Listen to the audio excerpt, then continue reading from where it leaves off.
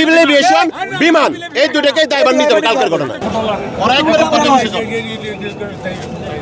ভাই একদিক দিয়ে মানে বসে গেছে আবার উঠছি একটু আবার শেষ আমরা আমার প্রশ্ন হলো আগুন লাগছে এখানে পারমিশন তাই না এখানে ফ্যাক্টরি গুলো আমরা শেষ কোনো কাজ করতে যাবে না দূর থেকে দেশে যাবে আর এমন এটা ইন্টারন্যাশনাল লাগছে আরে গ্রামে যদি কোনো আগুন লাগে অন্য বাড়ির লোকেরা এসে আসে সে জায়গায় কি পারমিশন নিয়ে গ্রামের লোকেরা ঢুকবো?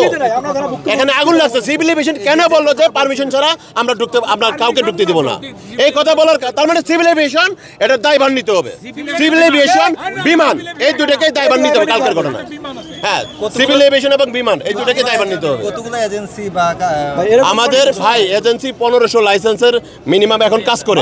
এর প্রত্যেকটা 1500 লাইসেন্সের মধ্যে আমাদের কাস্টম সরকার ভাইরা আছে না হলেও 10 থেকে 15,000, ঠিক আছে? এদের পরিবার সহ আমাদের 20 থেকে 30,000 পরিবার একবার পথে মানে নিঃস্ব হয়ে গেলাম আমরা এখন।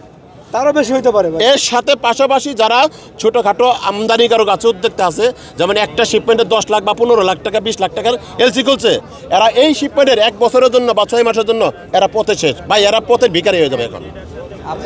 আপনি যে কোম্পানি অর্থাৎ আপনার যে কাস্টমার মানে আপনার কত টাকার মতো ক্ষতি হয়েছে বা এই যে আমার ফাইলে কালকে আমরা বৃহস্পতিবারে 5টা ফাইলের মধ্যে একটা ফাইল একটা শিপমেন্টে অ্যাসেসমেন্ট করছি 69 লাখ টাকা।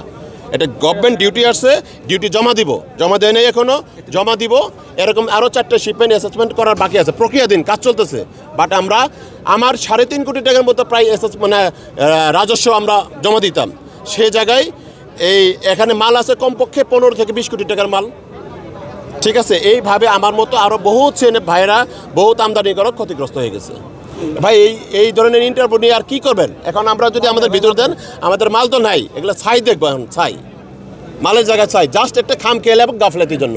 সিভিল এভিয়েশন প্লাস বিমান এই দুজনকে দায়ভার দিতে হবে। যারা কালকে ডিউটি অবস্থা ছিল, যারা কালকে ডিউটিতে ছিল, প্রত্যেকজনকে আপনারা ধরেন, ঠিক আছে? আপনারা কোথায় ডিউটি করছেন? হ্যাঁ হইতে পারে সিসিটিভি ফুটেজ দিবেন, সিসিটিভি ফুটেজও কারেন্ট আগুন লাগে সেটা মানে বেনিশ হইতে পারে। বাট সিসিটিভি ফুটেজ আগুন বেনিশ হওয়ার আগে যদি আর একটা সিসিটিভি ফুটেজ যদি দেখা যায় যে কীভাবে এটা আগুনটা লাগলো, কই থেকে লাগলো এবং কে লাগাইলো, যদি কেউ লাগাই হয়ে থাকে এটা আপনারা উদ্ঘাটন করেন, সঠিক উদ্ঘাটন করে আপনারা দেখেন। তবে এটা ক্ষয়ক্ষতি যা হয়েছে সিভিল এভিয়েশন প্লাস বিমান এই দুইটাই সংস্থাকে দায়ভার নিতে হবে আমার কাছে। আমি সিএনডি এজেন্ট হিসেবে বলছি।